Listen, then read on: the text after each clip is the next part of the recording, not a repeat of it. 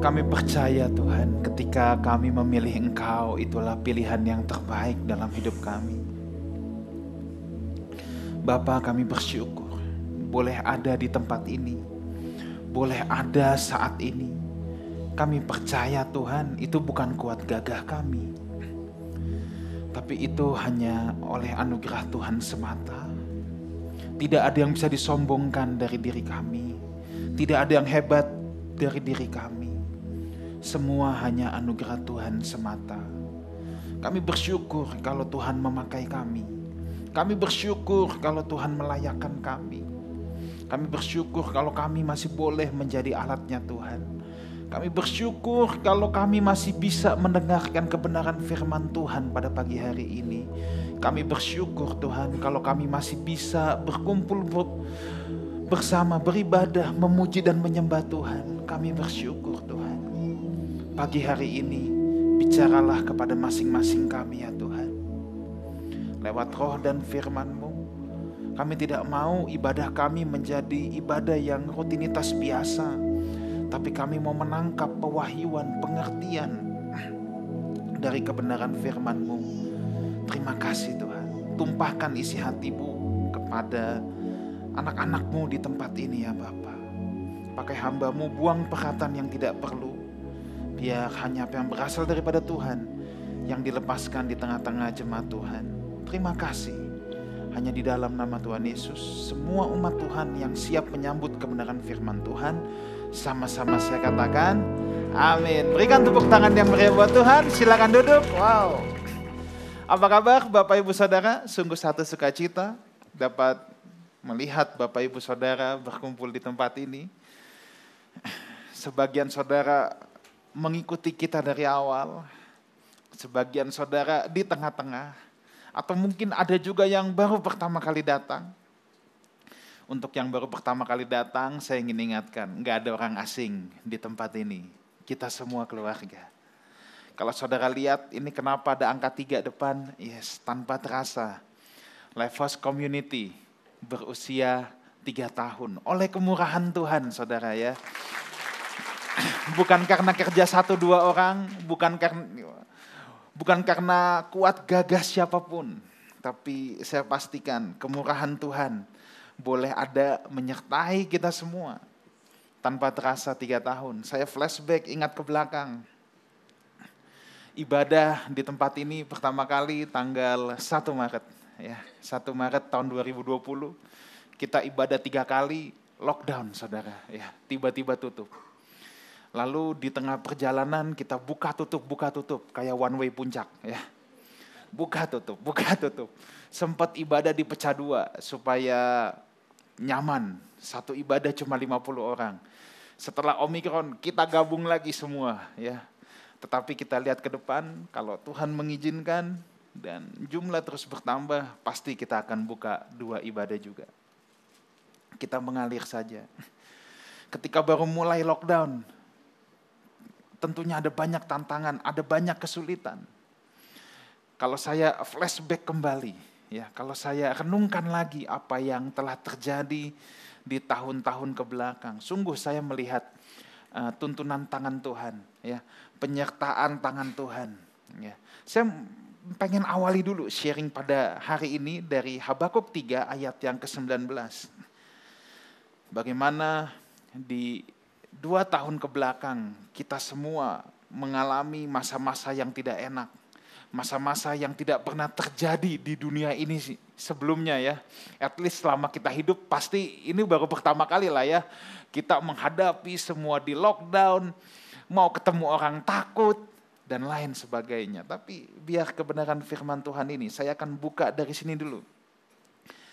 Allah Tuhanku itu kekuatanku. Ia membuat kakiku seperti kaki rusa. Ia membiarkan aku berjejak di bukit-bukitku. Saudara, kaki rusa itu didesain khusus sama Tuhan. Kaki rusa itu beda sama kaki kita. Kaki rusa itu beda dengan kaki binatang yang lain. Kaki rusa itu memang didesain untuk bisa berlari, untuk bisa berlari di medan yang sangat berat, di medan yang berbatu-batu, di gunung-gunung batu. kaki rusa yang bisa mengatasi itu. Tuhan memang mendesain kaki rusa seperti itu. Supaya dia bisa lari dari kejaran-kejaran binatang buas dan sulit sekali untuk menandingi rusa kalau sudah ada di bukit-bukit berbatu. Bukit-bukit berbatu itu bukan bukit yang enak. Dalam hidup ini kita pasti menghadapi banyak tantangan. Kita pasti menghadapi banyak pergumulan. Tapi let me tell you this. Biarlah saya beritahu buat kita semua tentang satu hal ini. Jadi orang Kristen jangan cengeng. Orang Kristen itu memang didesain sama Tuhan untuk bisa melewati kesulitan-kesulitan hidup. Orang Kristen sejak semula itu didesain sama Tuhan untuk bisa menghadapi semua persoalan. Makanya segala perkara cakapku tanggung di dalam Dia yang memberikan kekuatan kepadaku. Of course bukan karena kuat gagah kita. Semua karena anugerah Tuhan, dan Tuhan mendesain itu supaya tantangan sebesar apapun dalam hidupmu kita bisa lewati. Pasti kita bisa lewati. Sebab firman Tuhan juga berjanji Allah tidak memberikan pencobaan yang melampaui kekuatan kita. So jangan cengeng kalau kita menghadapi persoalan. Jangan cengeng kalau kita menghadapi kesulitan. Tuhan mendesain kita untuk kita bisa berjalan di bukit berbatuan. Ini bukan Habakuk doang yang ngomong. Daud pun berkata demikian, ada dalam Mazmurnya. Kalau saudara nggak percaya, nanti pulang buka konkordansi. Daud persis berkata seperti ini, bahwa seperti kaki rusa. Kenapa kaki rusa? Bukan kaki kelinci, kaki anjing, kaki yang lain. Enggak, kaki rusa. Yang bisa menghadapi medan-medan berbatuan dalam hidup ini. Dengar baik ini, kesulitan tidak pernah bisa menghambat perjalanan kita bersama Tuhan. Kesulitan tidak pernah bisa memperlambat perjalanan kita sama Tuhan. Yang bisa memperlambat perjalanan kita dengan Tuhan adalah ketidaktaatan kita. Saya ulangi lagi. Kesulitan hidup, penderitaan hidup tidak pernah bisa menghambat perjalanan saudara dengan Tuhan. Yang bisa menghambat adalah ketidaktaatan kita. Makanya Alkitab kasih definisi tentang ketidaktaatan itu disamakan dengan apa? Kebodohan. Kebodohan yang berulang-ulang itu namanya bebal. Loh, iya kan? Orang yang tidak taat disamakan oleh Alkitab sebagai orang yang bodoh. Makanya begini, siapapun bisa melakukan kebodohan. Seberapa hebatnya engkau, seberapa tinggi posisimu, seberapa pintar engkau sekolah, mau sampai S3, S-teler, setiap kita bisa melakukan kebodohan. Ketika kita tidak taat, kita memilih untuk melakukan apa yang namanya kebodohan. Makanya kebodohan itu bukan orangnya. Kebodohan itu apa yang dilakukan oleh orang tersebut. Stupid is what the stupid does. Jangan pernah bilang, jangan menunjuk pribadi orang, bego lu. Enggak. Siapapun bisa melakukan kebodohan. Saya pun bisa melakukan kebodohan. Siapapun bisa. Maka kita harus berhati-hati. Ketika kita memutuskan untuk tidak taat, kita memilih untuk hidup dalam kebodohan. Kita memilih untuk jatuh dalam kebodohan. Dan itulah yang bisa memperhambat, yang bisa memperlambat perjalanan kita bersama Tuhan. Kesulitan, sekali lagi, kesulitan tidak akan bisa menghambat saudara. Ketidaktaatan bisa. Bahkan kadangkala krisis kesulitan Tuhan izinkan terjadi dalam hidup kita. Kenapa? Apa tujuannya? Gini, biasanya Tuhan akan memakai kita. Ketika kita sudah melewati satu krisis, ketika kita sudah melewati satu kesulitan, ketika kita melewati satu penderitaan, biasanya Tuhan akan memakai kita untuk menolong orang-orang yang merasakan kesulitan, penderitaan, kesukaran yang pernah kita alami dulu. Jadi kalau kita dalam hidup ini sedang kita terasa berat, kita terasa aduh kok susah banget, don't worry. Ingat yang pertama, saudara didesain buat itu. Didesain untuk bisa mengatasi semua itu. 2, satu hari nanti Tuhan akan pakai saudara untuk menolong orang-orang lain yang mengalami kesulitan di mana area Tuhan mendidik saudara. semua kesulitan, semua krisis yang kita lewati, Tuhan pasti punya tujuannya. Tuhan kita, Tuhan yang penuh dengan tujuan. Tuhan kita bukan Tuhan yang sembarangan. Nah, saya percaya saudara, melewati tahun-tahun ke belakang, Lifehouse Community bisa berjalan dalam berbagai kesulitan. Saya percaya itu semua tangan Tuhan. Dan Tuhan akan tetap memakai kita semua, tangan Tuhan yang sama akan tetap menuntun komunitas ini di tahun-tahun yang ke depan. Ya, saya percaya bahwa salah satu esensi gereja kita selama sebulan ini saudara ya, dimulai dari minggu lalu sebenarnya kita akan terus bicara tentang gereja. Kita akan terus bicara tentang gereja. Dan salah satu esensi dari gereja, ada banyak esensi gereja, nanti ada di satu minggu khusus kita membahas tentang esensi gereja. Ya. Tetapi salah satu esensi gereja adalah hubungan. Gereja tanpa hubungan, selalu saya bilang gereja tanpa hubungan itu tidak ada bedanya dengan bioskop. Sama-sama ngadep ke depan, sama-sama duduk, ada AC adem, ya miriplah sama bioskop. Ya itulah gambaran gereja tanpa hubungan. Gereja tanpa hubungan juga nggak ada bedanya dengan karaoke. Saya pernah sampaikan itu juga. Malah ini live band lagi, tapi saudara nggak bisa request lagu. Gitu aja bedanya kan. So, gereja adalah, hubungan adalah salah satu esensi dari gereja. Itu sebabnya Lifehouse Community ini sudah 3 tahun berjalan. Kita mau mengupayakan satu atmosfer yang ada di tengah-tengah kita, yaitu hubungan yang hangat sesama anggota keluarga Allah. Makanya saya encourage saudara, kita mengencourage saudara untuk pulang ibadah, jangan langsung pulang, kita mingle dulu di depan.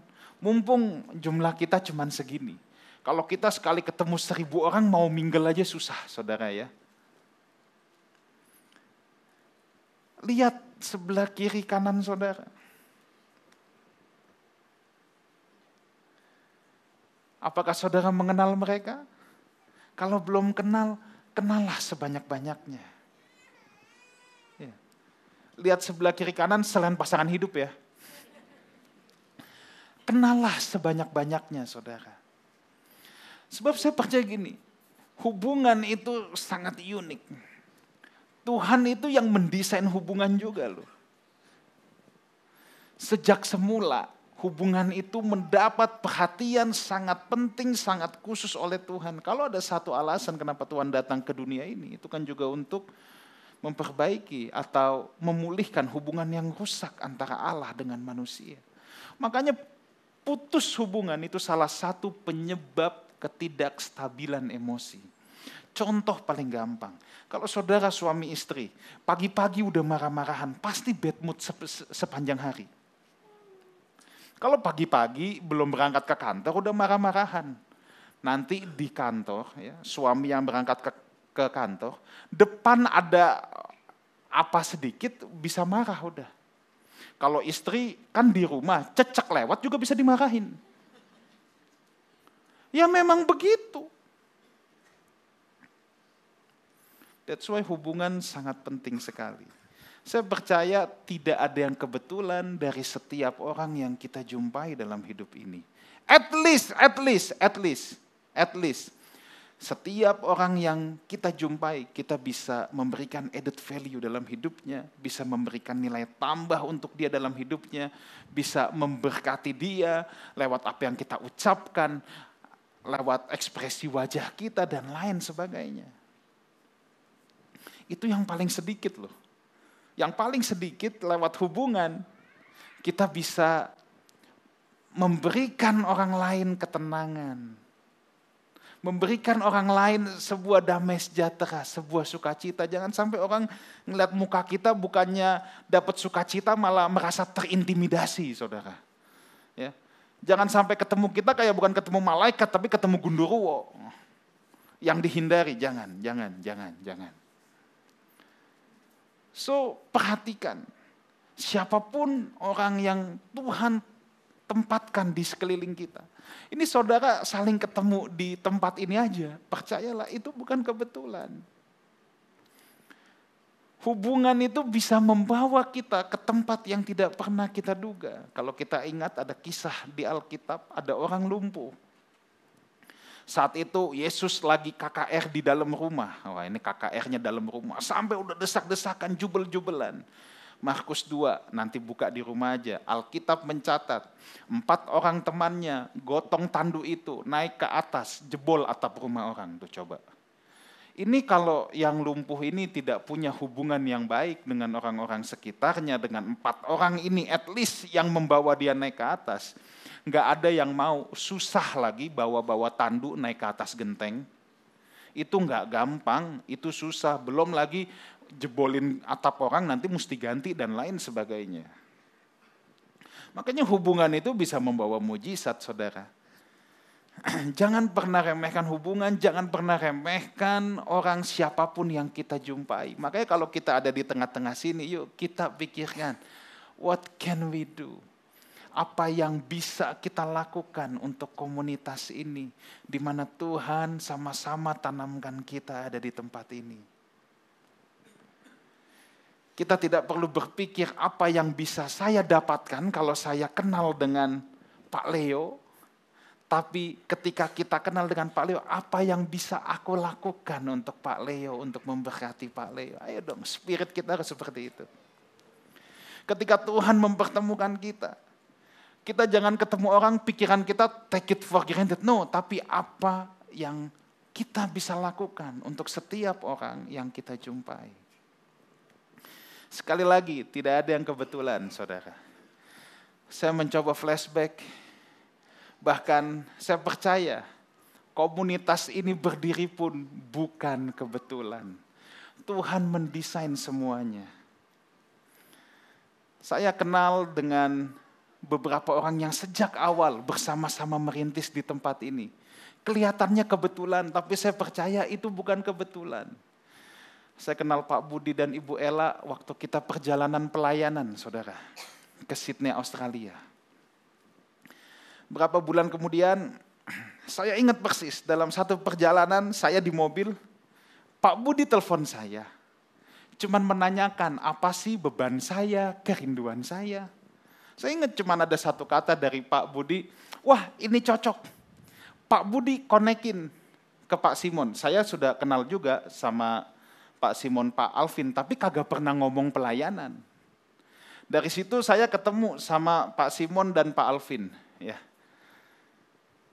Dari obrolan itu, akhirnya kita ketemu, saya, Pak Budi, Pak Simon, dan Pak Alvin. Lalu Tuhan mengirimkan orang-orang yang punya beban. Ada Pak Handi, ada Pak Suranta, ada Pastor Ruli. Dan setiap saudara Tuhan kirimkan satu persatu. Saya percaya gini, tidak ada yang kebetulan.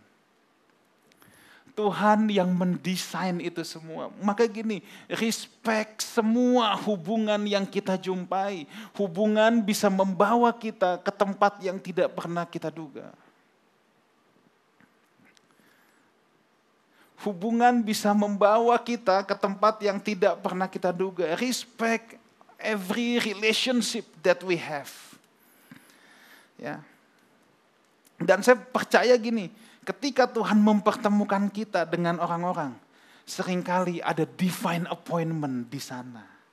Khususnya kalau kita bicara gereja, saudara ya, ada mandat ilahi pasti di sana. Dengar baik ini, saudara tahu bedanya gereja dengan perusahaan apa? Kalau perusahaan bisa berdiri karena adanya supply and demand, ya kan? Kalau gereja kan nggak begitu. Saya percaya begini, ada mandat ilahi, ada tugas khusus yang Tuhan berikan untuk komunitas ini. Saudara tahu apa bedanya gereja dengan kafe? Kalau kafe itu ada tempat kosong, ruko kosong, ayolah bolehlah kita buka coba-coba. Oh, gereja bukan seperti itu. Makanya gereja itu orangnya, ya kan? Gereja itu orangnya, persekutuan yang ada di dalamnya. Kalau kita bisa berkumpul di tempat ini, puji Tuhan, ada bangunannya. Tapi kalau satu saat kita nggak tahu, seperti zaman gereja mula-mula, tiba-tiba kekristenan dianiaya, orang udah nggak ada yang bisa kumpul lagi. Apakah kemudian gereja tidak ada? Gereja akan tetap ada. Sebab gereja itu memang orangnya, saudara. Kalau kita bayangkan, kita hidup di zaman gereja mula-mula, saudara. Oh ya, gereja mula-mula sama gereja hari ini memang beda, saudara. Bentuknya beda, semuanya beda. Kondisi, situasi, konteksnya pun beda. Tetapi saya percaya gini, nafasnya tetap harus sama. Nafasnya tidak bisa berubah. Ya konteks hidupnya beda. Zaman dulu saudara ya, kalau saudara baca kitab kisah para rasul, kalau saudara suka memainkan imajinasi saudara, orang-orang Kristen sangat teraniaya. Kalau saudara duduk di tempat ini kan mikir, 5 tahun lagi gue bikin apa ya? 10 tahun lagi gue bikin apa ya? Kalau jemaat mula-mula, mikirnya beda. Besok gue masih bisa hidup juga udah bagus. Loh. Iya, mikirnya tuh begitu, serius. Karena situasi persekusi yang begitu hebat. Kita nggak tahu ke depannya bagaimana. Ya, kita tidak tahu. Tapi saya mau ajak saudara, kita flashback dulu ke zaman 2000 tahun yang lalu. Sampai orang Kristen, kalau saudara pernah lihat lambang ikan ya, suka di stiker-stiker mobil, yang iktus itu. Iktus itu kan singkatan, Yesus Kristus anak Allah yang hidup. Iktus itu memang dalam bahasa Yunani, artinya ikan. Nah tapi iktus sendiri tuh punya kepanjangannya, Yesus Kristus gitu. Ya, itu adalah Yesus Kristus anak Allah yang hidup. Jadi dulu semua orang Kristen pakai lambang ikan. Entah mau dikalungin kayak, entah mau di baju. Supaya apa? Kalau mereka ketemu di tengah jalan, lihat gambar ikan, mereka tahu langsung, ini saudara seiman saya. Bayangkan sampai susahnya gitu. Nggak ada yang berani pakai kalung salib. Kalau sekarang kan gede-gedean kalung salib. Zaman dulu nggak ada yang berani pakai kalung salib. Habis mereka kalau pakai kalung salib. Bayangkan kekristenan sampai seperti itu. Tapi pertanyaan saya, bisakah gereja dibinasakan? Tidak bisa. Ada 2 hal yang banyak penguasa coba binasakan dari muka bumi ini. Tapi tidak akan pernah berhasil sampai Tuhan datang. Alkitab dan gereja. Alkitab bahkan menjadi buku yang paling laris. Gereja pun tidak akan ada yang bisa binasakan. Gedung gereja bisa dibakar. Banyak terjadi di daerah-daerah kan. Tapi apakah gerejanya bisa dibinasakan? Tidak. Sebab gereja memang bukan bangunannya. Gereja adalah orang-orang yang ada di dalamnya. Makanya gereja itu bukan sekedar organisasi, tapi gereja itu organisme ilahi. Pentingkah organisasi dalam gereja? Sangat penting untuk menunjang pelayanan. Tapi nafasnya, ingat gereja itu saudara dan saya. Orang-orangnya yang ada di dalam situ. Matius 16 ayat 13 sampai 19. Saya mau jelaskan kepada saudara beberapa hal. Matius 16 ayat 13 sampai 19. Setelah Yesus tiba di Kaisarea Filipi, ia bertanya kepada murid-muridnya, kata orang, siapakah anak manusia itu? Jawab mereka, ada yang mengatakan Yohanes Pembaptis, ada juga yang mengatakan Elia, dan ada pula yang mengatakan Yeremia dan salah seorang dari para nabi. Lalu Yesus bertanya kepada mereka, tetapi apa katamu? Siapakah aku ini? Maka jawab Simon Petrus, engkau adalah Mesias, anak Allah yang hidup. Kata Yesus kepadanya, berbahagialah engkau Simon bin Yunus, sebab bukan manusia yang menyatakan itu kepadamu, melainkan Bapa-Ku yang di sorga. Dan aku pun berkata kepadamu, engkau adalah Petrus, dan di atas batu karang ini aku akan mendirikan jemaatku, dan alam maut tidak akan menguasainya. Kepadamu akan kuberikan kunci kerajaan sorga. Apa yang kau ikat di dunia ini akan terikat di sorga, dan apa yang kau lepaskan di dunia ini akan terlepas di sorga.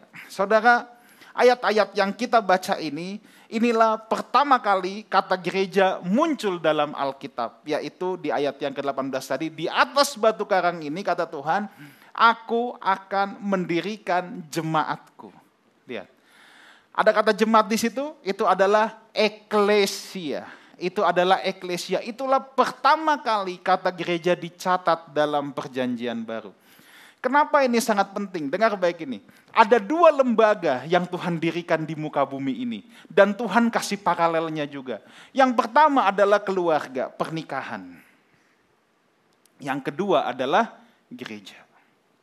Makanya Tuhan menyandingkan hubungan suami istri dengan Kristus dan jemaat itu sejajar. Efesus 5 ayat 32. Coba lihat sebentar.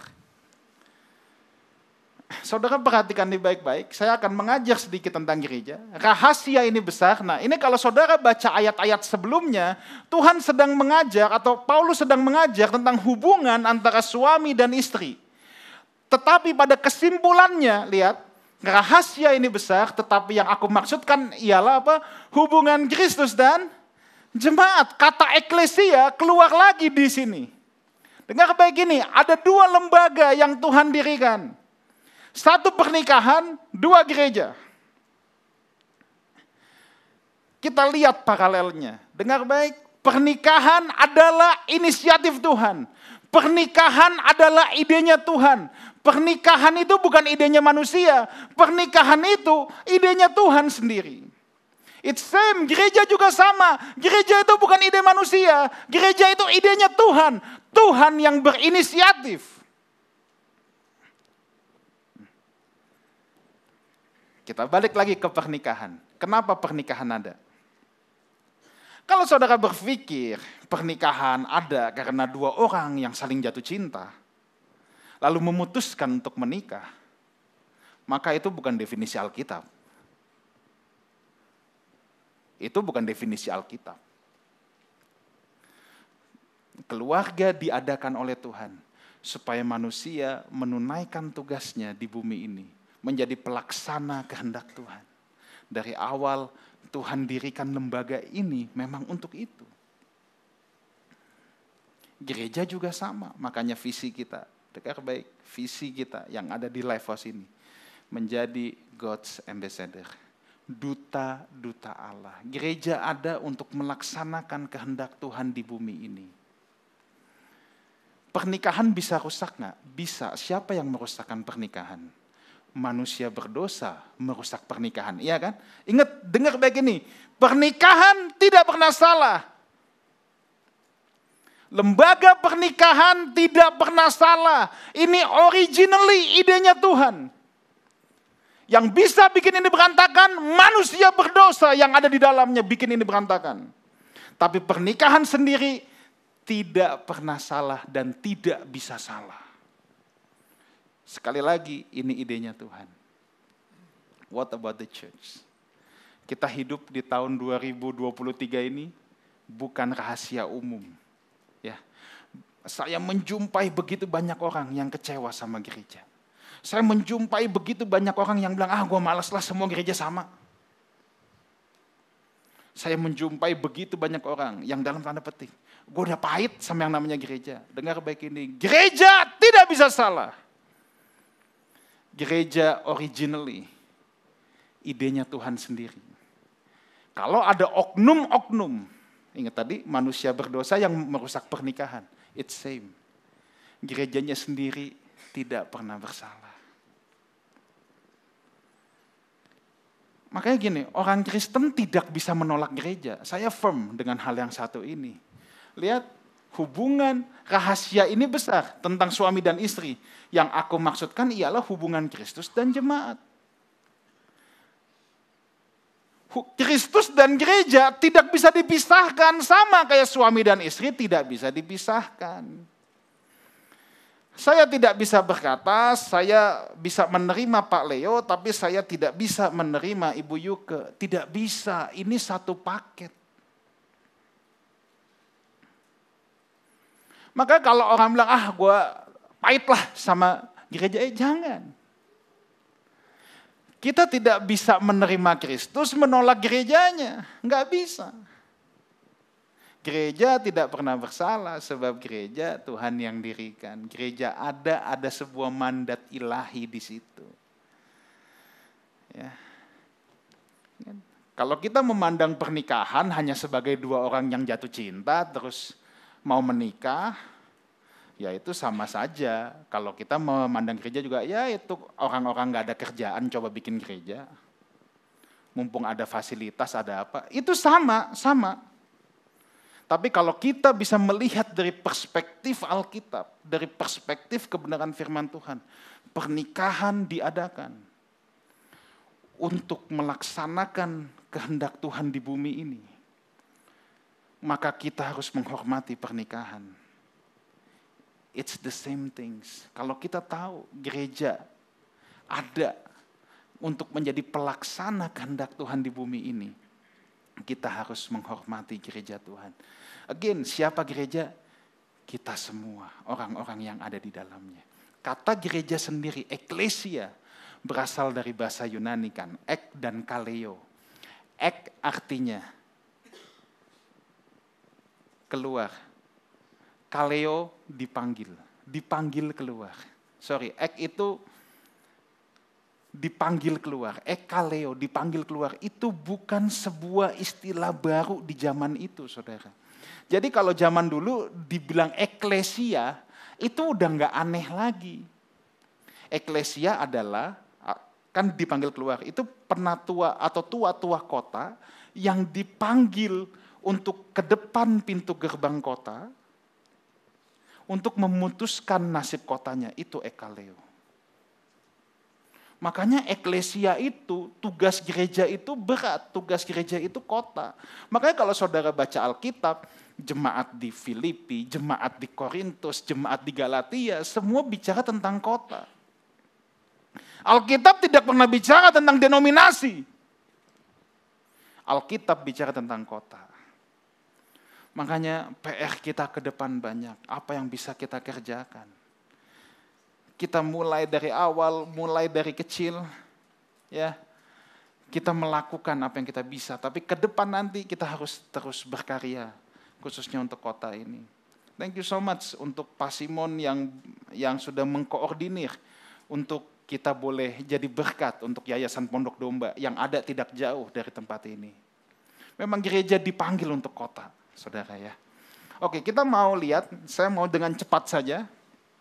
Saya akan merantau beberapa hal.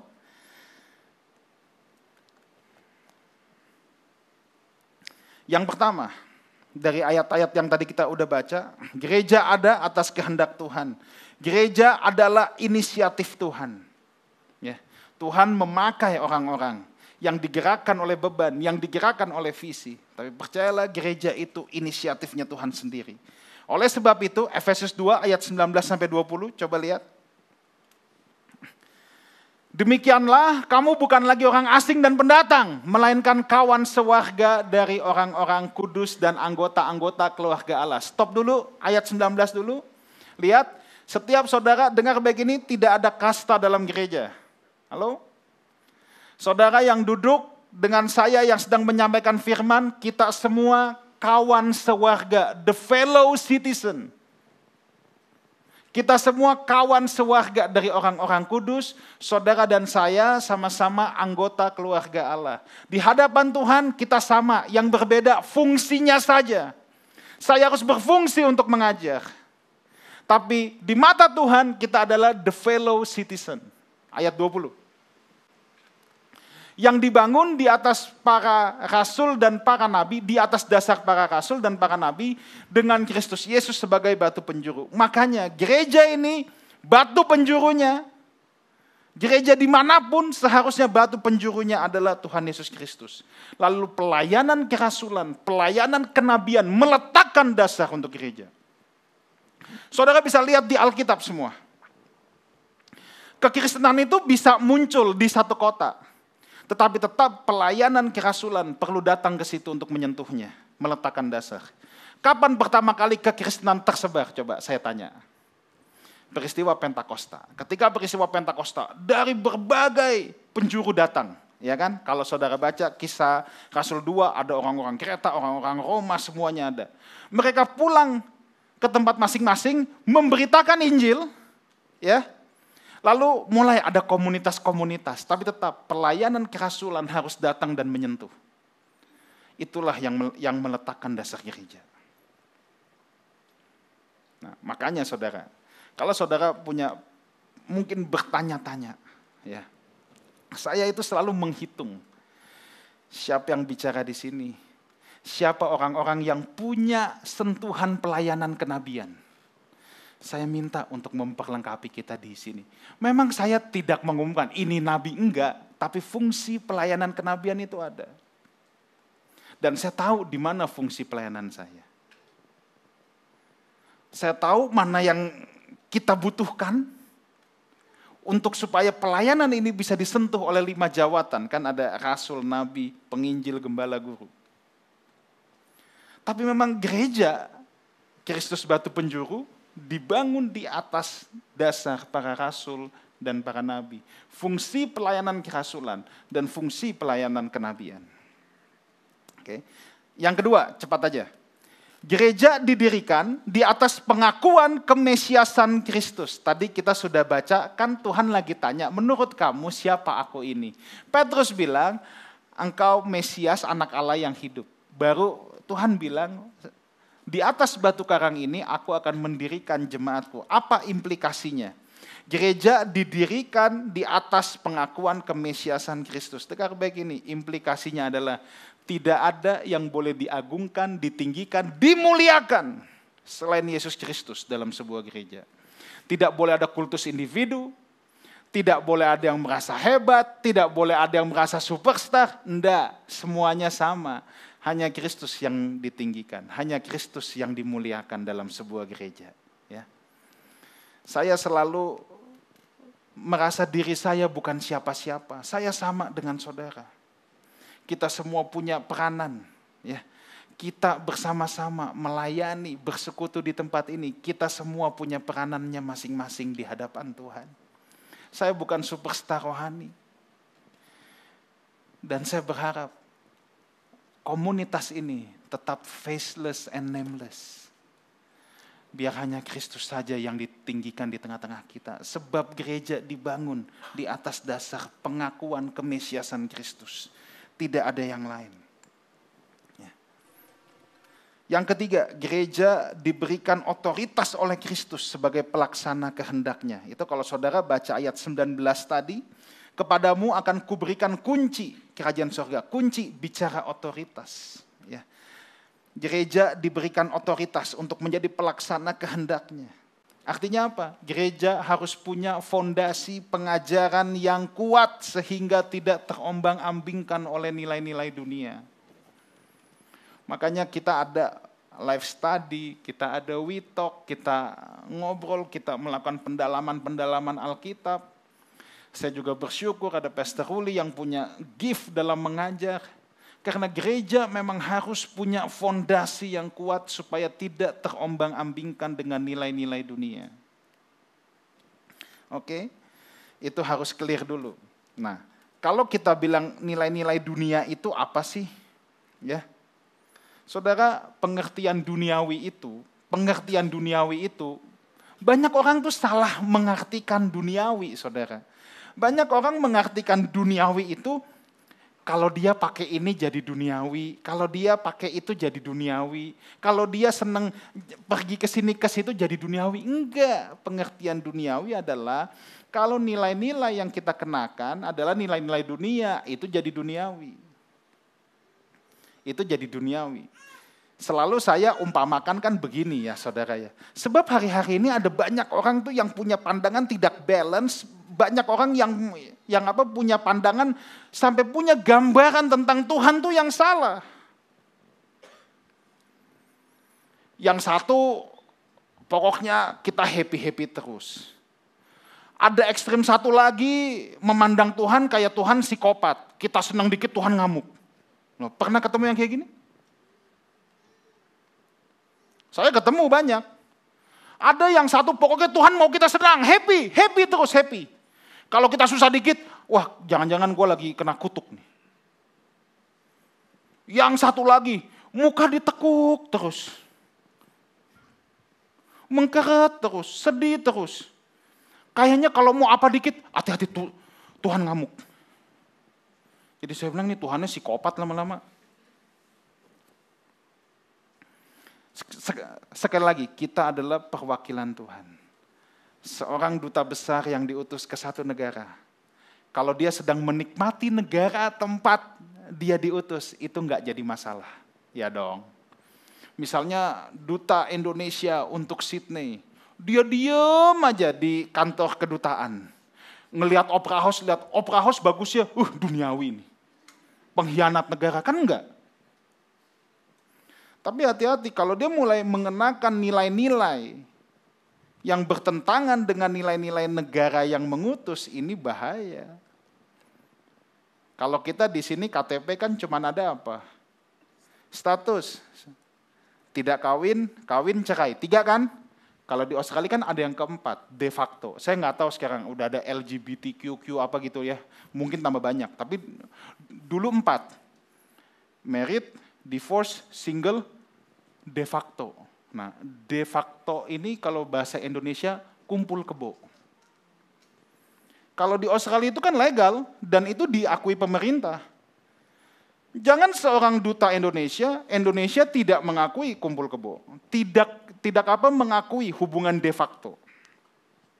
Lalu sampai di Australia, hore, mumpung gua di Australia, gua boleh dong de facto. Ini pengkhianat. Ini hanya gambaran ya. Ini yang disebut mengkhianati kerajaan Tuhan tuh gini. Duniawi tuh begini. Ketika yang kita gunakan bukan lagi nilai-nilai kerajaan sorga.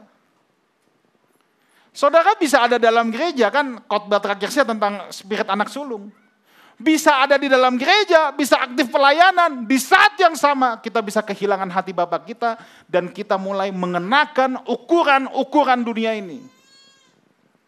Kan si sulung gitu, dia sibuk urusin kambing domba, sibuk urusan papanya. Tapi di saat yang sama dia kehilangan hati bapaknya. Dan orang yang kehilangan hatinya Tuhan akan memulai memasukkan nilai-nilai dunia, ukuran-ukuran dia sendiri yang dia ukurkan.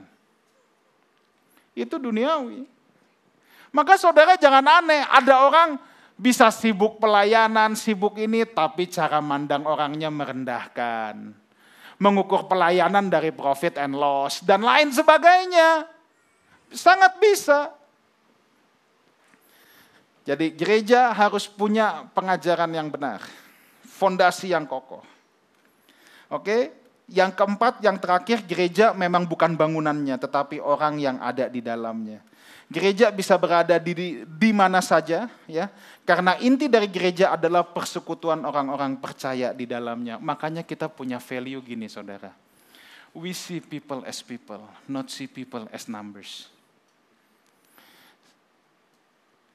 Tidak salah ya, kita juga ada aser yang menghitung berapa banyak yang hadir untuk tahu jumlah kehadiran.